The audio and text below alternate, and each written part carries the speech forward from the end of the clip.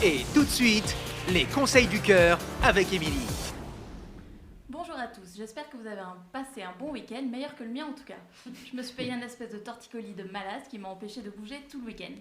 Bah oui, quelle idée de se faire ça un jour férié, le jour de la fête du travail ou simplement le seul week-end où il n'y a pas un ostéo d'ouvert.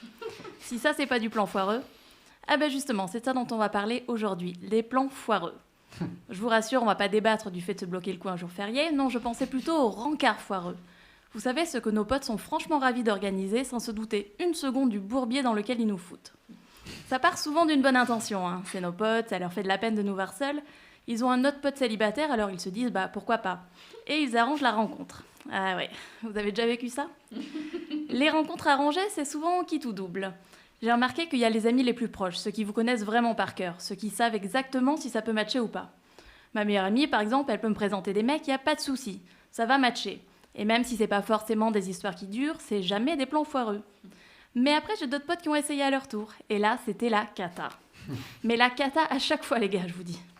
Il y a le mec qui comprend pas qu'il n'a absolument aucune chance, qui continue d'insister à te dire qu'il viendrait bien chez toi alors que ça fait 4 fois que tu lui dis que ça n'arrivera jamais, même si c'était le dernier mec sur Terre.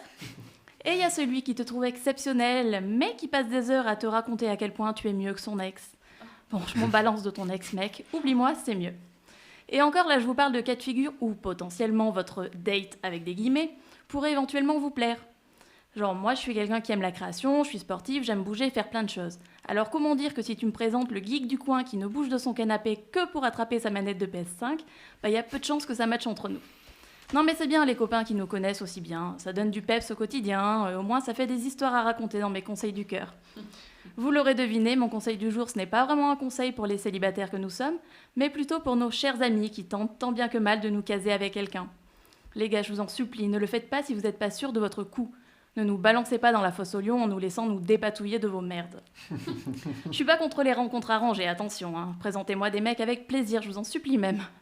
Mais soyez sûr de votre coup avant de le faire. Ou au moins, évitez de prévenir l'autre personne que c'est un rendez-vous arrangé. Parce que quand le mec il sait qu'il vient pour ça et que vous lui plaisez, bah il peut ne plus vous lâcher. Et quand c'est pas réciproque, c'est la merde. Hashtag oui, c'est du vécu. Organisez la rencontre l'air de rien au milieu d'un repas avec plusieurs personnes. Si ça doit matcher, ça matchera. Et ce sera beaucoup moins gênant pour tout le monde. Et si ça matche pas, au moins on sauve les meubles et on se sent pas pris au piège. Non, je vous jure, c'est la meilleure solution.